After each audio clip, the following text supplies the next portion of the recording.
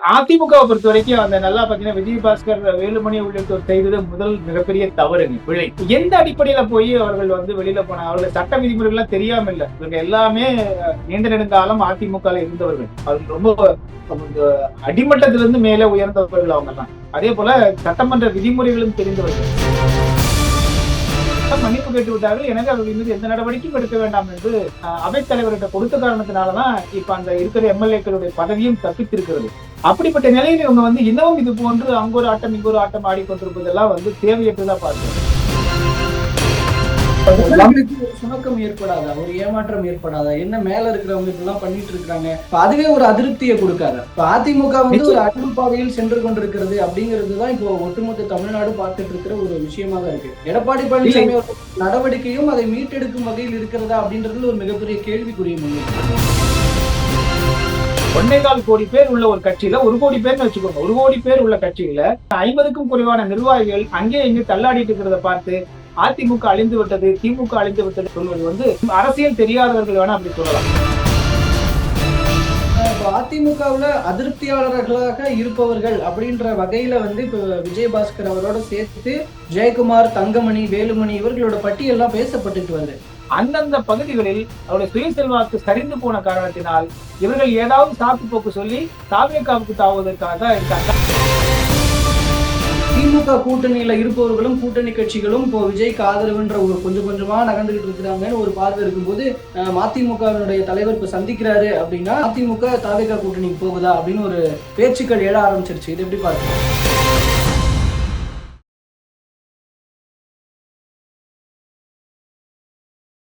அனைவருக்கும் அன்பு வணக்கம். இன்றைய சிறப்பு நேர்காணலில் நம்மோடு இணைந்திருக்கிறார் பத்திரிகையாளர் திரு விஸ்வநாதன் அவர்கள். அவரிடம் தற்போது பேசுபொருளாக இருக்கிற முக்கியமான அரசியல் விவகாரங்கள் பற்றி பேச இருக்கிறோம். பேசலாம் சார். வணக்கம். வணக்கம். வணக்கம் கோபி. அதிமுக விவகாரம் இப்ப விஜயபாஸ்கர் அவர்கள் எம்எல்ஏ பதவியை ராஜினாமா பண்ணியிருக்கிறாரு. அவருடைய தொகுதி காலியானதாக அறிவிக்கப்பட்டிருக்கு.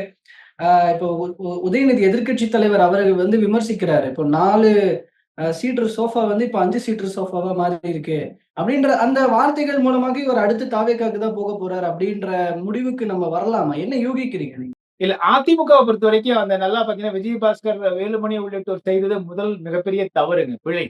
காரணம் என்னன்னா, எந்த அடிப்படையில போய் அவர்கள் வெளியில போனாங்க? அவர்கள் சட்ட விதிமுறைகள் எல்லாம் தெரியாம இல்ல. இவங்க எல்லாமே நீண்ட நெடுங்காலம் அதிமுகல இருந்தவர்கள். அவர்கள் ரொம்ப இந்த அடிமட்டத்திலிருந்து மேலே உயர்ந்தவர்கள் அவங்க எல்லாம். அதே போல சட்டமன்ற விதிமுறைகளும் தெரிந்தவர்கள். அப்படி இருக்கும்போது என்ன அடிப்படையில அவங்க பிரிஞ்சு போனாங்க அப்படிங்கறத நமக்கு ஒரு கேள்வி அங்கிருந்தே தொடங்குது. அப்போ இதெல்லாம் தெரியாமலாம் அவங்க போயிருப்பாங்க. இதெல்லாம் பிரச்சனை வரும் அப்படின்னு தெரியாமலா போயிருப்பாங்க. இறுதியில என்ன ஆச்சு? பொதுச் செயலாளர் என்ற அடிப்படையில் எடப்பாடி பழனிசாமி அவர்கள் கையில் தான் கட்சி இருக்கிறது. சட்ட ரீதியாக நீதிமன்றம் கொடுத்த உத்தரவின் அடிப்படையிலும் இருக்கு. வேறு வழி இல்லாம அவங்ககிட்ட தான் போய் மன்னிப்பு கேட்க வேண்டியதாச்சு.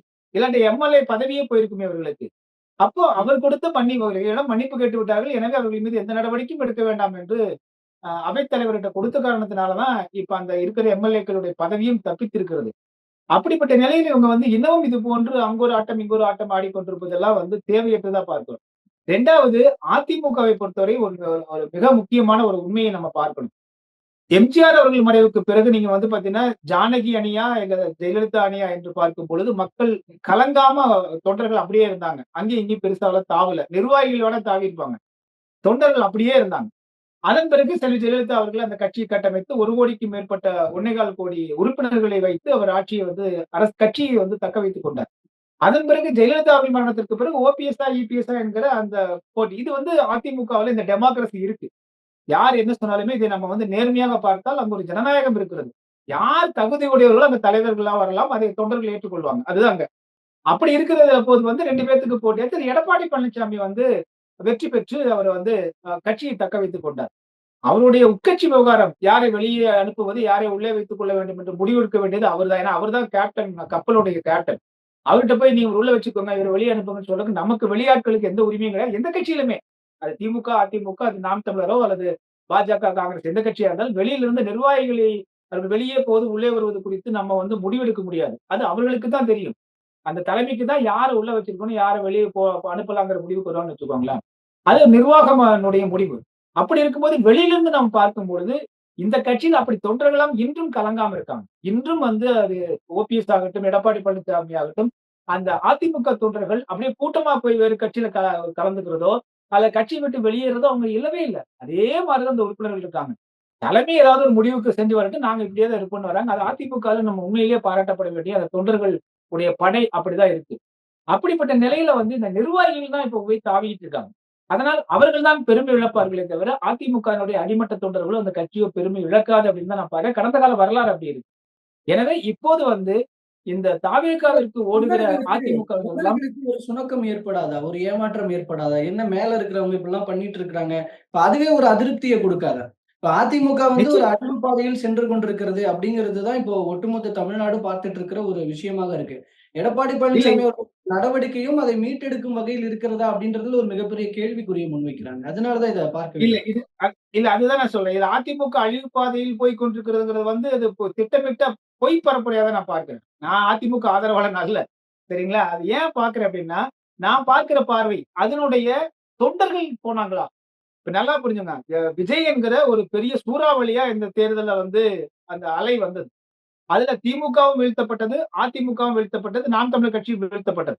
நல்லா கவனிச்சு பார்த்தீங்கன்னா, திமுகவுடைய அடிப்படை வாக்காளர்கள் போகல. அதே கிட்டத்தட்ட 1,4 கோடி வாக்குகள் அவங்ககிட்ட இருக்கு. 1,00,00,000 வாக்குகள் அவங்ககிட்ட இருக்கு. அதிமுகல வந்து பார்த்தீங்கன்னா, அந்த 1,4 கோடி வாக்குகள் அவங்ககிட்ட தான் இருக்கு. நாம் தமிழருடைய பேசிக் வாக்குகள் 20,00,000 வாக்குகள் அங்க தான் இருக்கு. அது எங்கேயும் போகல. அப்ப அவர்கள் தான் அந்த கட்சியினுடைய தொண்டர்கள். அந்த கட்சிக்காகவும், கொள்கைக்காகவும் நிற்கக்கூடியவங்க. அவங்க கலையவே இல்ல. சரிங்களா? நிர்வாகிகள் தான் தவ்விக் கொண்டிருக்கிறார்கள். நிர்வாகிகள் அதுவும் எண்ணிக்கையில் விரல் விட்டு எண்ணிறலாம். மீறி மீறி போனா ஒரு 100 பேத்துக்குள்ள தான் இருப்பாங்க. 1,4 கோடி பேர் உள்ள ஒரு கட்சியில 1 கோடி பேர்ன்னு வச்சுக்கோங்க. 1 கோடி பேர் உள்ள கட்சியில ஒரு 100க்கும் குறைவான 50க்கும் குறைவான நிர்வாகிகள் அங்கே இங்கே தள்ளாடிட்டு இருக்கிறத பார்த்து, அதிமுக அழிந்து விட்டது, திமுக அழிந்து விட்டது, நாம் தமிழர் அழிந்து விட்டதுன்னு சொல்வது வந்து, அது அரசியல் தெரியாதவர்கள் வேணா அப்படி சொல்லலாம். ஆனால் பத்திரிகை ஊடகவியலாளர்களின் அடிப்படையில் நாம் பார்க்கும் பொழுது, இல்லை. அது நிர்வாகிகளுடைய தடுமாற்றமே தவிர, அந்த அரசியல் கட்சியினுடைய தடுமாற்றம் அல்ல. தேர்தலில் இப்போது வெற்றி பெறாமல் இருக்கலாம். அடுத்தடுத்து வரக்கூடிய தேர்தலாம் தெரியும். தவறுகள் செய்தார்கள். அதிமுக, திமுக 2 கட்சிகளுமே கடந்த காலங்களில் தொடர்ந்து தவறுகள் செய்தார்கள், பிழைகள் செய்தார்கள். இந்த ஊழல் அதிகமா க அ விட்டுட்டாங்க. அதில் கடந்த திமுக ஆட்சியில இந்த பாலியல் வன்கொடுமைகள், சட்டம் ஒழுங்கு பிரச்சனை என்பதெல்லாம் பெரிய ஒரு பிரச்சனையா இருந்து அதை கட்டுப்படுத்த தவறிட்டாங்க. அந்த வெறுப்பு தான் மக்கள் வந்து அவர்களை வீழ்த்தியதற்கு காரணம். ஆக விஜய் வந்து இதெல்லாம் செய்வார் என்ற நம்பிக்கையில் தான் அவருக்கு போட்டிருக்காங்க. ஒரு பலத்தோட வர்றாரு, பிரபலமானவரு, உலகறிந்த திரைத்துறையினர். 2வது அவர்ட்ட ரசிகர்கள் ஒரு 10, 15 விழுக்காடு வாக்குகள் இருக்காங்க என்பதாகத்தான் அதுக்கு அவங்களுக்கு வாக்களிச்சிருந்தாங்க. ஒருவேளை விஜய் இப்ப வராமல் இருந்திருந்தால், ஆட்சிக்கு வராமல் இருந்திருந்தால், நிச்சயமாக நாம் தமிழருக்கு தான் இந்த வாக்குகள் எல்லாம் போயிருக்கும். நாம் தமிழருக்கு இந்த வாய்ப்புகள் கிடைத்திருக்கும். ஆனா விஜய் வந்த காரணத்தினால அவர் பக்கம் போயிட்டாங்க. இதுதான் என்னுடைய ஃபேக்ட்டே தவிர, இதை விஜய் அவர்களும், அவருடைய கட்சியினரும், நிர்வாகிகளும் உணர்ந்து கொள்ள வேண்டும். உணர்ந்து கொண்டு மிக கவனமாக ஒரு அடியா எடுத்து வைக்கணும் அப்படிங்கிறது தான் இந்த காலத்தின் தேவையாக நான் பார்க்கிறேன். இப்ப அதிமுகவுல அதிருப்தியாளர்களாக இருப்பவர்கள் அப்படின்ற வகையில வந்து இப்ப விஜயபாஸ்கர் அவரோட சேர்த்து ஜெயக்குமார், தங்கமணி, வேலுமணி இவர்களோட பட்டியல்லாம் பேசப்பட்டுட்டு வருது. இப்ப அதுல விஜயபாஸ்கர் வந்து இந்த முடிவ எடுத்துட்டாரு. இப்ப இதற்கப்புறம் வந்து யார் அடுத்தது யார் அப்படின்ற கேள்விகள் வருது. ஜெயக்குமாரா, தங்கமணியா, வேலுமணியா இப்படிங்கிற மாதிரியான கேள்விகள் வருது. அந்த அப்படி அடுத்தடுத்த முக்கிய புள்ளிகள் போவதற்கான சாத்தியக்கூறுகள் இருப்பதாக பார்க்கிறீங்களா? சரி, நான் ஒரு கேள்வி கேட்கிறேங்க. செங்கோட்டையன் வந்து அதிமுகல இருந்தபோது, அந்த தொகுதி இருக்கு இல்லீங்களா? அந்த தொகுதியில வந்து அவருக்கு பிறகு அவருக்கு செல்வாக்கே இருக்காது அப்படின்னு சொன்னாங்க. நானே கூட எழுதியிருக்கேன். அவருக்கு எங்கங்க அதிமுக அங்க போட்டியிட்டதுன்னா, தனியா இருக்கக்கூடிய செங்கோட்டையனுக்கு செல்வாக்கு இருக்காதுன்னு எழுதியிருக்கேன். ஆனால் நம்ம எதிர்பாராத விதமாக செங்கோட்டையன் அங்க வெற்றி பெற்றுட்டார். இல்லைங்களா?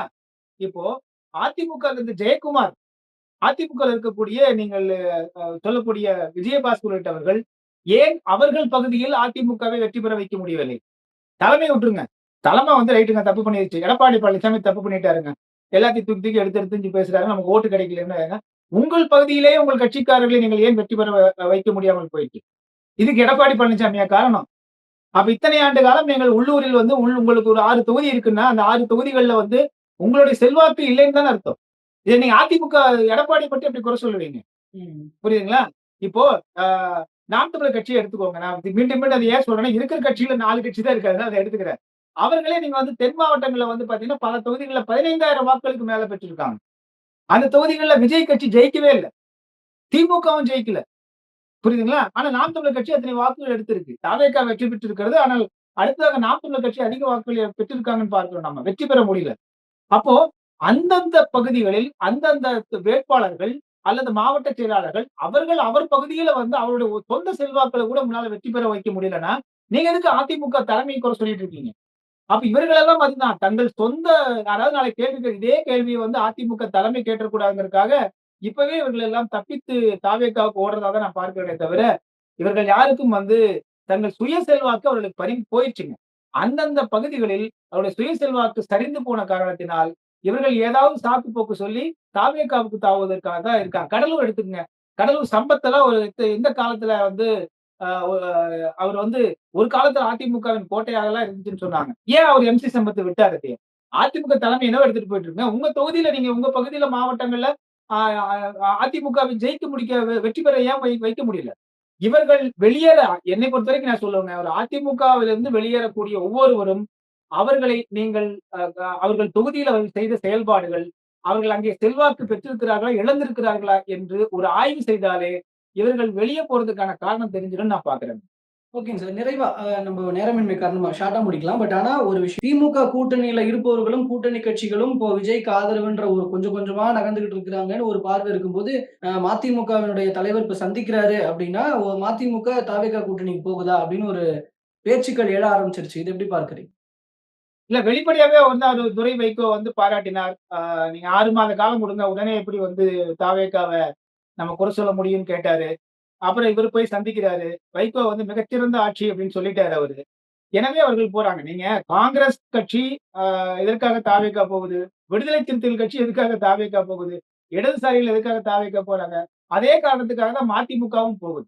அவர்களுக்கு தனித்து நின்று மதிமுகவோ அல்லது வந்து விடுதலை சிறுத்தைகளோ, இடதுசாரிகளோ, காங்கிரஸ் கட்சியோ தனித்து 234 தொகுதிகளிலும் இங்கே போட்டியிடுவதற்கு அவர்களுக்கு எந்த விதமான சக்தியும் கிடையாது. அடிப்படை சக்தி கூட அவங்களுக்கு கிடையாது. எனவே அவர்கள் ஏதாவது ஒரு கட்சியில் வெற்றி பெறக்கூடிய கட்சியில் வெற்றி பெறக்கூடிய குதிரை மீது சவாரி செய்துதான் அவர்கள் வாழ முடியும். சர்வைவல் ஆஃப் த ஃபிட்டஸ்ட்ன்னு சொல்லுவாங்க. அவர்கள் அந்த சர்வைவலுக்காக இந்த சின்ன கட்சிகள் எல்லாம் இப்படி எந்த கட்சி வெற்றி பெறுகிறதோ அங்கே சென்று அவர்கள் வந்து சவாரி செய்வார்கள். அதன் அடிப்படையில் தற்பொழுது அ மதிமுக செல்கிறது. தேமுதிகவும் விரைவில் சென்றாலும் ஆச்சரியப்படுவதற்கில்லை. ஓகே. பொறுத்திருந்து பார்ப்போம் சார் என்ன நடக்க போகுது அப்படிங்கிறத. தற்போது வரைக்கும் பல்வேறு தகவல்கள் மற்றும் கருத்துக்கள பகிர்ந்து கொண்டமைக்கு ரொம்ப நன்றிங்க சார். நன்றி. வணக்கம்.